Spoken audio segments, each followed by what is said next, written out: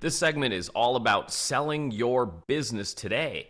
And this segment's brought to you by booksgrowbusiness.com. It's the place where busy professionals get their books published to educate consumers, grow their businesses, and to leave a legacy. Welcome to the program. I'm Mark Imperial, and joining me on this segment is Jim Nairn with Sunbelt Business Brokers. Jim, welcome to the show. Thank you for having me, sir. Jim, tell us a little bit about your work and specifically let us know who are the types of clients that you specialize in helping. Well, I help people buy and sell businesses. So I primarily specialize in helping both, well, the buyers and the sellers. Actually, I work with both parties, but more so, I tend to work with the business owners a lot more so in the beginning of the process, for sure. And are you working with like Main Street type businesses, or do you specialize in any particular field? So no particular specialization, although I am seeing a lot more volumes with construction trades related businesses as well as retail. Those are seemingly a lot of business owners are trying to get ready for retirement in those fields primarily. So, in today's age, business owners are really great at growing their businesses, but when it comes time to selling it, are they really prepared? Do they know where to start? What's their experience like when they reach out to you and when you first meet with them? How prepared are they to sell their businesses? Unfortunately, not quite as prepared as they would benefit from. I'm usually recommending that they actually try to come to see me at least 3 to 5 years in advance if they have a bit of a timeline that they know they'd like to work with. And that's unfortunately not always the case. But yeah, if they were better prepared, I would be able to help them gain more value for their business when it comes time to sell. Yeah, let's unpack that a little bit because they don't know what they don't know, right? So that's why they're Indeed. probably reaching out to you like selling a home. Hey, I want to move today. So let's talk to you. Let's bring it back for business owners and let them know. You mentioned like a 3 to 5 year timeline. Why is that? Why do you need that kind of time? Well, in Canada in particular, there are some tax issues. So if you're trying to say if the business has extra assets involved in there that you're not wanting to sell with the business, some people have property, some people have larger assets like vehicles and or investments. They have their investment portfolio sitting around in their business to help save on taxes. So by pulling that stuff out of the business, CRA usually takes about a 2 year window to do it on a tax efficient basis so that you're not getting that big of a hit on the taxes you need to pay when you actually do go to sell the business. That's an interesting insight.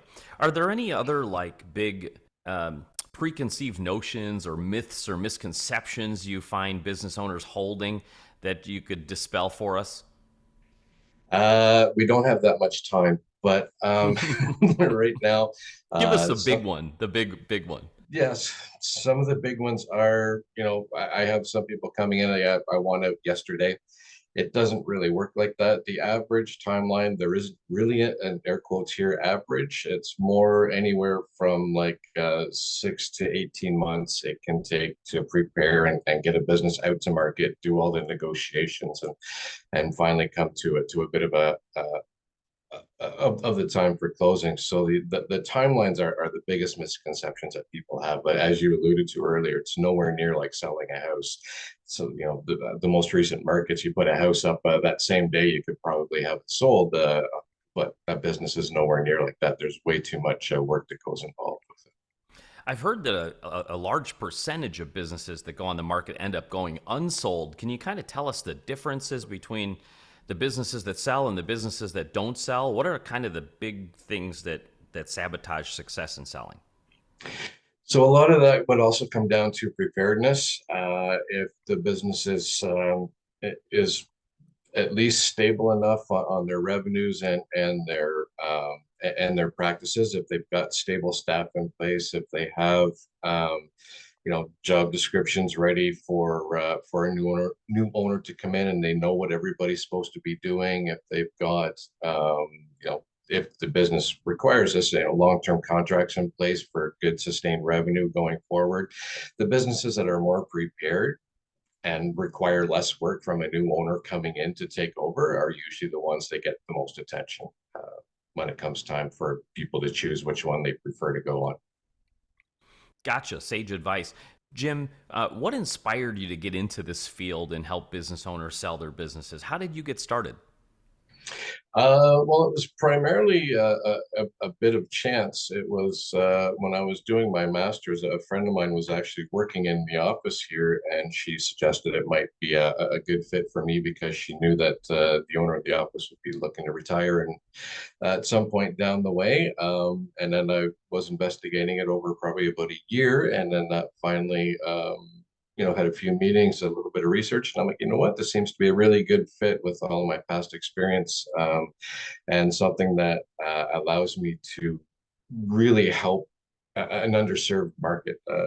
Having had a couple small businesses of my own in the past, that it's like, you know what, there's really nowhere to turn to for doing what I'm doing. So it just seemed like a great fit for to be able to do that, just to help people that could really use it. Just a couple of more questions before I ask you my last one and wrap up. So, Jim, talk about the market as it sits today, post-pandemic. Are there any differences? How do you see, businesses selling today versus pre-pandemic? What's going on out there in your market? Uh, Post-pandemic, there's a lot more businesses that are coming to market now because I refer to it as the pandemic kind of was that last sort of the proverbial straw on the camel's back. The business owners were like, yeah, I really don't want to keep dealing with all of this stuff anymore. I've had my fair share of putting out all these different kinds of fires and hurdles. I want to let someone else take over the reins. But also the market it's starting to turn a little bit more towards a buyer's market where there's a lot, because there are more businesses coming up for sale, that they have the ability to now pick and choose a little bit more than what they did before.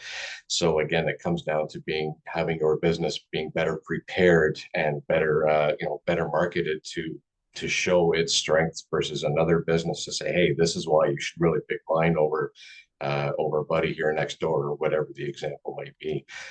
So getting your business really ready to go is going to be a key driver for someone catching someone's interest. Great insight.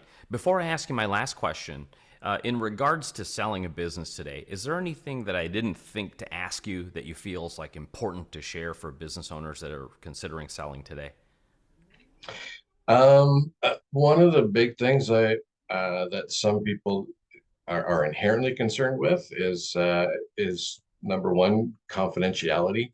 Really don't tell anybody, your neighbors, your employees, all that kind of stuff, because if rumor starts getting out, and small towns especially, you can't help avoid that kind of stuff. But if you can really keep that conversation only to the people that are needing to be involved in it, then it really helps maintain the value of your business versus everybody thinking, oh yeah, they've been trying to sell that for the last 10 years. It's really going to hurt you from trying to being able to actually find a good buyer and make a transition smooth for yourself.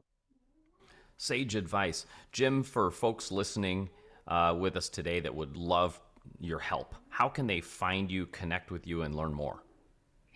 Well, I am on LinkedIn, so you can find me through my name there, Jim Nairn, on LinkedIn, and we have the Sunbelt Canada. I'm from the Kingston office, Kingston, Ontario. So if you go to sunbeltcanada.com, look up the Kingston office, and we're also on Facebook and that kind of thing. And the email, if anybody wants to contact me directly, would just be jim.nairn@sunbeltcanada.com. This has been terrific. I really appreciate you taking the time to share with my audience today, and I wish you continued success for you and for all of your clients. I much appreciate that, Mark, and I'll take all of that I can get, sir. That was Jim Nairn with Sunbelt Business Brokers, and this segment's been brought to you by booksgrowbusiness.com. It's the place where busy professionals get their books done and published to educate consumers, grow their businesses, and to leave a legacy. That's all for now. I'm Mark Imperial, and thanks for joining me.